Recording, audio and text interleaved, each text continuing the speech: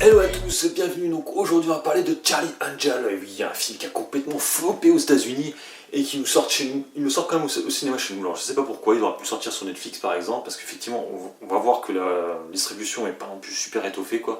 Donc ça fait suite, vous vous rappelez certainement des Charlie Angel qui étaient sortis à l'époque dans les années 90. Moi j'étais assez fan.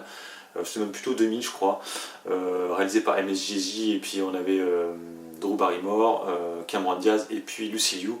Moi j'avais vraiment bien kiffé ces films là. Alors c'était des films vraiment bas du front, avec des séquences d'action qui copiaient beaucoup Matrix, mais j'aimais bien l'ambiance sonore avec beaucoup de Prodigy, tout ça, donc j'avais bien aimé le délire là. Je connaissais moins la série TV de Charlie de Roland de l'âme. Et du coup là ils nous ont fait un reboot. Alors pourquoi ils ont fait le reboot? C'est Sony qui a fait le reboot, parce que vous savez en ce moment c'est MeToo et compagnie, et donc du coup ils se sont dit ah bah tiens on a ça en placard, donc pourquoi pas jouer. Ils savent très bien qu'en général ces films, ce genre de film là ne marche pas des masses. On avait Ghostbusters, mais ils l'ont quand même tenté et ils se sont ramassés. Les critiques que j'ai vues, moi c'est vrai que moi, pour être honnête, j'avais pas envie d'aller voir ce film, parce que il y avait vraiment un bad buzz sur ce film, et du coup je me disais ça va être mauvais. Effectivement quand je voyais les critiques des gens, tout le monde te disait que c'était mou, manquait d'action, manquait d'alchimie, pas drôle et tout. Pour être honnête, c'est pas aussi pire que je m'attendais. C'est souvent ça, quand tu t'attends à une grosse merde, en général t'es souvent moins déçu que quand tu attends un bon truc. Et assez bizarrement, j'ai plutôt bien aimé le film. Alors effectivement, on va mettre de côté le côté un peu féministe, on va revenir dessus, mais sinon j'ai plutôt bien apprécié. Alors effectivement, la mise en scène n'est pas folle, donc c'est réalisé par Elizabeth Banks. Donc bon, c'est pas une actrice, en fait c'était une actrice avant, qui est devenue réalisatrice avec les Pitch Perfect. Donc voilà, elle n'est pas non plus très bonne en séquence d'action.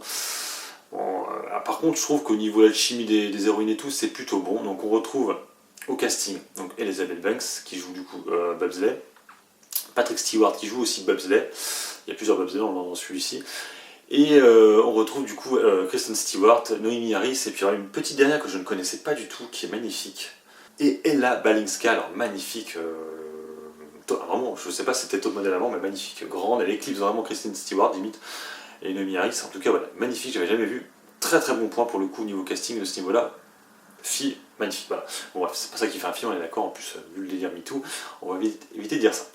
Mais bon bref, donc l'histoire pour faire assez simple, c'est qu'en gros, les Charlie's Angels vont se faire trahir, et donc du coup elles vont récupérer une Angel. Alors c'est ça qui est assez bizarre, c'est que au début du film, elles sont que deux, et elle va récupérer Noémie Harris qui va venir se greffer au groupe. Voilà. Donc là je vous parlais vraiment sans spoiler. Donc ce que j'ai plutôt bien aimé dans le film, c'est l'alchimie entre les actrices qui est quand même plutôt bonne. J'ai trouvé qu'il y avait pas mal de rebondissements quand même, mine de rien. Je trouvais que pas mal de gens disaient que c'était pas très cohérent. Alors, bon, la cohérence, on est peut-être d'accord, c'est vrai que c'est pas trop cohérent. Mais en tout cas, je trouvais qu'il y avait pas mal de rebondissements qui faisaient que on se posait des questions, on savait pas trop où on allait. Moi j'ai plutôt bien aimé. Certaines séquences d'action sont quand même bien foutues, hein. Je vous parle, il y a une séquence à un moment qui m'a fait limite penser du film un peu hongkongais où tu as la fameuse blague qui fait un espèce de drift en tirant sur le mec. Il y a des séquences visuellement qui rentrent plutôt pas mal. Et on voyage, ce qui est pas mal aussi, c'est qu'on voyage pas mal. On va à Istanbul, on va en Angleterre, le final c'est à Chamonix, on va très rapidement à Chamonix quoi. Vous attendez pas à voir des montagnes quoi, c'est juste un manoir quoi. On va à Hambourg, voilà. Donc ça voyage pas mal, c'est assez spionnage, c'est sympathique. C'est girly, alors c'est super girly à mort, voilà. Et c'est là où je veux en venir, et c'est là la problématique, c'est que le film est pas mauvais.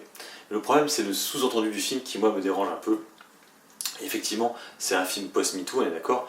Et du coup, tout le long du film, ça va être que des allusions comme ça, c'est-à-dire que typiquement, déjà, pour faire assez simple, tous les méchants dans le film c'est des mecs, voilà. T'as pas une nana. C'est là où je me suis fait un peu avoir dans le film, c'est qu'à un moment donné, alors là ça va être partie spoiler, dans le film, ils te font croire vers le milieu du film que Elizabeth Banks, qui joue bobsleigh. Alors il faut savoir dans le film il y a plusieurs bobsleighs, donc en fait tu as des bobsleighs dans toutes les parties du monde, et donc Elizabeth Banks qui doit représenter je crois que les États-Unis, elle joue bobsleigh du coup, et en fait au milieu du film ils te font penser que c'est elle qui trahit, voilà. Et du coup je me suis dit ah pas mal l'idée, parce que du coup vu qu'on est parti dans un délire très féministe, je me suis dit l'idée est plutôt pas mal, je l'ai pas vu venir, je me suis dit putain pas mal ça. Et après tu vois du coup Patrick Stewart que tu avais vu au début du film et que tu voyais plus trop, qui revient, tu te dis ah ouais en fait ce serait pas mal et tout. Malheureusement, j'ai envie de te dire malheureusement, ben non, parce qu'en fait du coup c'est Patrick Stewart le méchant. Donc du coup voilà, on revient dans un délire où tous les mâles dans le film sont des méchants, et toutes les femmes sont des gentils. Voilà, c'est peut-être un peu trop appuyé. Typiquement, vous donne un autre exemple, à un moment donné, tu as le majordome là, qui est un peu gay, qui doit être légèrement gay sur les bords, et il veut lui toucher le dos et tout, il dit est-ce que je peux te poser est-ce que je peux te demander, parce qu'il faut toujours demander aux femmes. Bref, t'es là, ouais, ok, c'est bon, quoi, voilà, quoi, bon, ok, d'accord. Pareil, c'est pas le côté fun qu'avait les Charlie Angel de l'époque, où effectivement tu avais l'espèce de taré avec ses longs cheveux qui arrachait les cheveux des gens, qui les sentait. Là, t'as l'espèce de mec avec un tatouage qui serait un peu ce style-là, mais c'est beaucoup trop premier degré pour le coup. Là. Pour ce coup-là, autant les Charlie Angel de l'époque étaient très second degré, autant là, c'est beaucoup plus premier degré, même si c'est assez comique, mine de rien, mais c'est beaucoup plus premier degré que les Charlie Angel de l'époque. Oui, et donc dans les mauvais points aussi, c'est la direction artistique, alors non, la direction musicale, pardon, direction musicale. Et c'est vrai que c'est là aussi le problème, il y a le problème avec ce film-là, je pense, c'est qu'ils ont beaucoup trop appuyé le merchandising du film sur le fait que il y allait avoir Ariana Grande. Faut vous rappeler la bande-annonce, mais dans la bande-annonce, on voyait une séquence où tu avais Ariana Grande, Miley Cyrus et puis Lana Del Rey. Dans la bande-annonce en fait, c'est la première fois que j'avais vu ça en fait. T'as vu sur la bande-annonce du film un passage d'un clip qui parlait du film. Et donc du coup en fait dans le film on les voit jamais ces actrices là, ces chanteuses. Hein. Bon bref. Et du coup les musiques que sont dans le film c'est pas top quoi, c'est du Ariana Grande. Il me semble que c'est elle qui s'occupée de toute la production des musiques. Et je suis un peu déçu. Ouais, les musiques j'ai pas trop aimé, alors j'ai préféré beaucoup plus l'ambiance des premiers Charlie Angel, mais il y avait beaucoup de Prodigy, beaucoup de trucs un peu plus punk. Il faut savoir que c'était Drew Barrymore qui était productrice à l'époque. Là, il me semble que j'ai vu qu'elle est toujours productrice de celui-ci. Bon, je pense que c'est plus pour les pépettes, je pense pas qu'elle ait donné trop son avis. Mais en tout cas, voilà, c'est pas vraiment le même délire que les Charlie Angel de l'époque, niveau musicalement parlant. C'est beaucoup plus pop, acidulé, c'est plutôt ce délire-là. Voilà. Dernière petite chose que j'ai plutôt bien aimé, vous savez que Kristen Stewart a annoncé qu'elle était gay.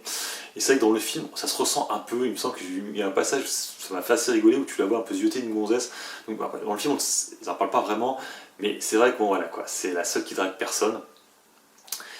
Et il me semble qu'il y a 2-3 allusions dans le film où tu la vois un peu zioter des gonzesses et tout. Bref, voilà, j'ai trouvé ça assez marrant. Alors, bon, il n'y aura jamais de suite vu le beat du film, mais bon, je pense qu'il devait sûrement, dans la logique, faire des suites.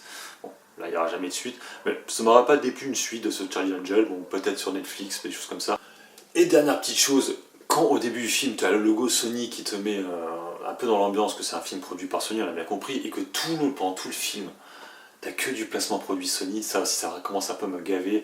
On avait déjà ça avec James Bond, heureusement James Bond c'est plus Sony, maintenant ils le font plus, mais là tout le long du film c'est du placement produit, tous les téléphones c'est des Sony, tous les appareils photo c'est des Sony, tous les ordinateurs c'est des Sony, tous les tablettes c'est des Sony. Mais franchement j'ai plutôt bien aimé, si on retire tout le côté MeToo et compagnie, ça fait le job. Alors effectivement, si tu penses voir comme les Charlie Angel à l'époque, tu vas être très déçu parce que niveau de mise en scène, c'est pas le même genre, c'est féminin la mise en scène, hein. Donc c'est beaucoup moins, les séquences d'action sont beaucoup moins lisibles. Mais sinon, ça passe, le film dure 2 heures, j'ai quasiment pas regardé mon téléphone, donc je me suis pas trop fait chier, voilà.